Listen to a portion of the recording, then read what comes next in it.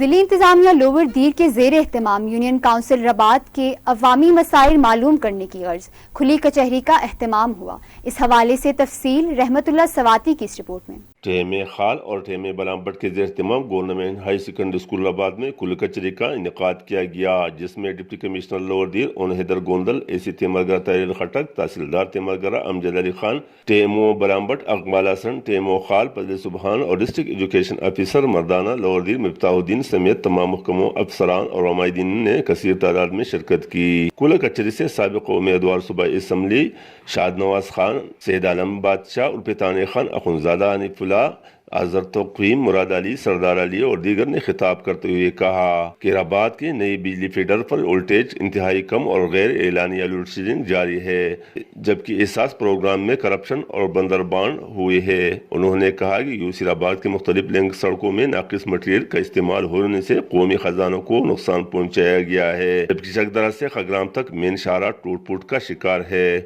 انہوں نے کہا کہ رباط ہائی اسکول کی بلڈنگ مخدوش ہے، جو کسی بھی وقت گرنے کا خدشہ ہے۔ انہوں نے کہا کہ متاثرین جلاباری کے ساتھ مالی تعاون کیا جائے۔ اس موقع پر ڈپٹی کمشنر لوور دیر اون حیدر گوندل نے بعض مسائل حل کرنے کے لیے موقع پر احکامات جاری کر دیے، جبکہ باقی مسائل حل کرنے کی یقین دہانی کرائی۔ کیمرہ ٹیم کے ساتھ رحمت اللہ سواتی، رباط، لوور دیر۔